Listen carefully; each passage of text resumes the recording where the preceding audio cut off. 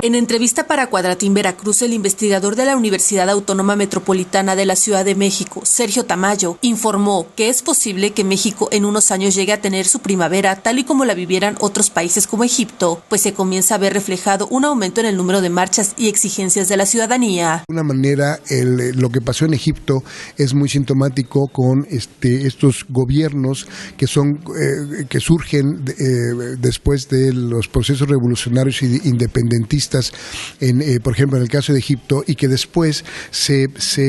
enraizan realmente en el poder y se van transformando a sí mismos para adaptarse a las grandes corrientes internacionales y mundiales del neoliberalismo, y entonces se convierten ellos en los principales promotores de políticas neoliberales que afectan, por ejemplo en el caso de Egipto y de la primavera árabe, afectó principalmente a los jóvenes que salían de las universidades, que no tienen trabajo, que no tienen empleo, etcétera, y entonces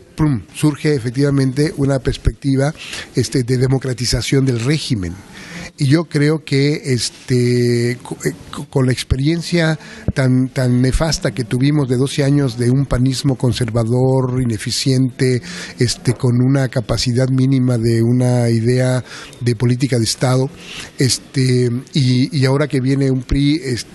con un empuje impresionante para impulsar reformas neoliberales, pero devastadoras, es posible, por supuesto. Señala que del comienzo del nuevo milenio a la fecha, el número de marchas y manifestaciones en México se ha incrementado no tan solo en el número de repeticiones, sino que cada vez más gente se une para un fin en común. De una manera, lo que pasó en Egipto es muy sintomático con estos gobiernos que surgen después de los procesos revolucionarios e independentistas, por ejemplo en el caso de Egipto, y que después se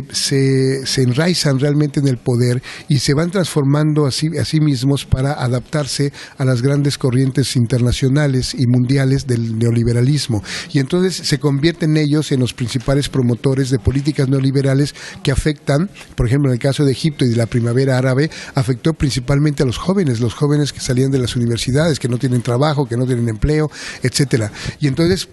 surge efectivamente una perspectiva de democratización del régimen. Y yo creo que con la experiencia tan nefasta que tuvimos de 12 años de un panismo conservador, ineficiente, con una capacidad mínima de una idea de política de Estado, y ahora que viene un PRI con un empuje impresionante para impulsar reformas neoliberales, pero devastadoras, es posible, por supuesto. ¿Cómo percibirlo? ¿Cómo darse cuenta de que esto está sucediendo? ¿De qué podría...? Bueno, me parece que el YOSO 132 es un ejemplo de esto. Me parece que hay por ejemplo muchos frentes que se han abierto de conflicto y de resistencia que no están articulados, pero que